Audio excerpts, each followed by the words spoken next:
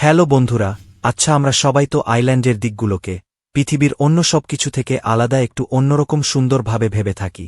Island দ্বীপ সাধারণত প্রাকৃতিক সৌন্দর্যের জন্য বিখ্যাত, আর এ কারণেই আমরা ছুটি কাটাতে বিভিন্ন দ্বীপে ঘুরতে যেতে পছন্দ করি। কিন্তু সব দ্বীপ সুন্দর হবে এমন কিন্তু নয়। পৃথিবীতে এমন কিছু দ্বীপ রয়েছে যেখানে যাওয়া মানেই মৃত্যুকে আমন্ত্রণ জানানো। তবে এর মধ্যে থেকে কিছু দ্বীপ রয়েছে যেগুলোতে মানুষ যেতে পারবে, তবে বেশিরভাগ দ্বীপ মানুষের জন্য নিরাপদ নয়, যার কারণে সেখানকার রাজত্ব থাকে ভয়ঙ্কর প্রাণীগুলোর। আসুন দেখে নেই পৃথিবী তেমনি কিছু বিখ্যাত আইল্যান্ডকে, যেখানে আলাদা আলাদা প্রাণীরা রাজত্ব করে থাকে।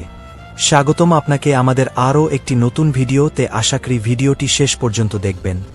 1 নম্বরে রয়েছে রাবিট আইল্যান্ড, অর্থাৎ খরগোশদের দ্বীপ। জাপানে এমন আইল্যান্ড রয়েছে যা পৃথিবীর মধ্যে সবথেকে অদ্ভুত আইল্যান্ড নামে পরিচিত। এখানে লাখ লাখ খরগোশ রাজত্ব করে এই দ্বীপটিতে। পূর্ব সাগরের পাশে অবস্থিত এই দ্বীপে প্রতিবছর বহু পর্যটক বেড়াতে যায়, আর এই সব খরগোশদের সাথে আনন্দ করে। সেখানে রাস্তায় বনের পথে থাকার সব খরগোশ দৌড়ে চলে আসে, আর তাদেরকে ঘিরে ধরে প্রচলিত আছে। দ্বিতীয় বিশ্বযুদ্ধের সময় জাপানের এই দ্বীপে 6015-র বেশি বিষাক্ত গ্যাস তৈরি করেছিল।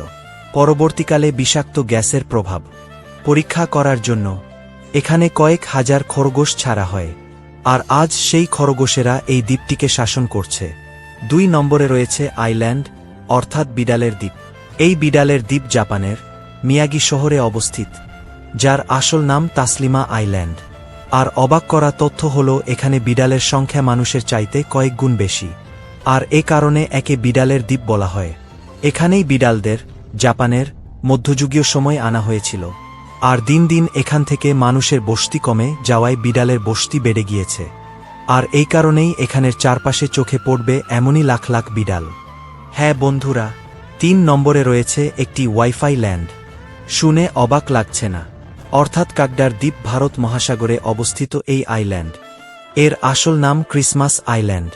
এই দ্বীপের সমস্ত জায়গায় আপনার নজরে পড়বে লাল রঙের হাজার হাজার কাকড়া, আর এই লাল রঙের কাকড়ার জন্য এখানকার রাস্তাঘাট সব সময় লাল হয়ে থাকে। এই দ্বীপে জঙ্গল, রেস্তোরাঁ, বাস স্টপ সব জায়গাতেই আপনি এই কাকড়া দেখতে পাবেন। সারা বছরই এখানে প্রচুর পরিমাণ কাকড়া দেখা যায়, তবে অনুমান করা যায় যে বছরে একটি বিশেষ সময়ে এই দিনে প্রায় 12 কোটি টাকার বেশি সমাগম হয়। আসলে সেই সময়ে লাল কাকড়াদের দল প্রজনন করার জন্য দ্বীপের এক প্রান্ত থেকে শুরু করে অন্য প্রান্তে অবস্থিত ভারত মহাসাগরের সমুদ্র স্রোত পর্যন্ত যাত্রা করেন। আর এই সময়ই এই দ্বীপের বেশিরভাগ রাস্তাতেই গাড়ি চলাচল বন্ধ করে দেওয়া হয়। তাই বন্ধুরা, 4 নম্বরে রয়েছে স্নেক আইল্যান্ড, অর্থাৎ সাপের দ্বীপ। সত্যিই কি এরকম অদ্ভুত থাকা সম্ভব, যেখানে শুধুমাত্র বিষধর সাপের বাসস্থান? হ্যাঁ, এই রকমই একটি দ্বীপ অবস্থিত আছে ব্রাজিলে, যাকে প্লেই আইল্যান্ড বলা হয়। এখানে সাপের সংখ্যা এত বেশি যে প্রতি স্কয়ার মিটারে 5টির বেশি সাপ দেখা যায়। এই দ্বীপে গোল্ডেন ল্যান্সহেড নামে এক প্রজাতির সাপ পাওয়া যায়, আর এই সাপটি বিশ্বের সবচেয়ে বিষধর সাপ। এদের মধ্যে অন্যতম একটি সাপ কামড়ালে মানুষ 10 থেকে 15 মিনিটের মধ্যেই মারা যায়। ব্রাজিলের মানুষ সাপের কামড়ে মারা যায়। তাদের মধ্যে 90% মানুষ মারা যায় এই সাপের কামড়ে। বর্তমানে ব্রাজিলের নেভি এই দ্বীপে পর্যটক প্রবেশের ওপর নিষেধাজ্ঞা জারি করেছে, অর্থাৎ এখন আপনি চাইলেও এই দ্বীপে যেতে পারবেন না বন্ধুরা। তাই 5 নম্বরে রয়েছে ক্রোকোরাইল আইল্যান্ড, অর্থাৎ কুমিরদের দ্বীপ।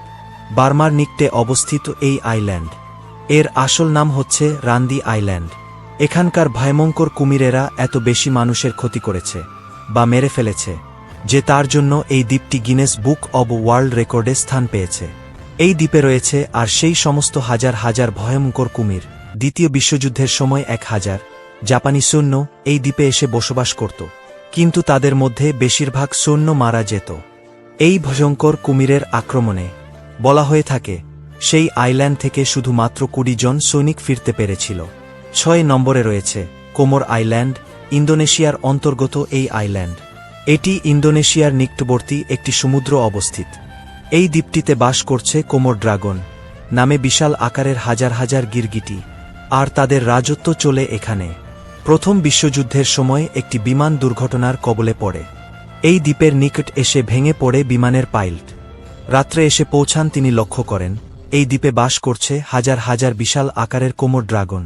7 নম্বরে রয়েছে জংলি ঘোড়া। জংলি ঘোড়াদের দ্বীপটির নাম থেকে 100 মাইল দূরে অবস্থিত। এই দ্বীপকে ঘোড়াদের আবাসস্থল বলে জানা যায়।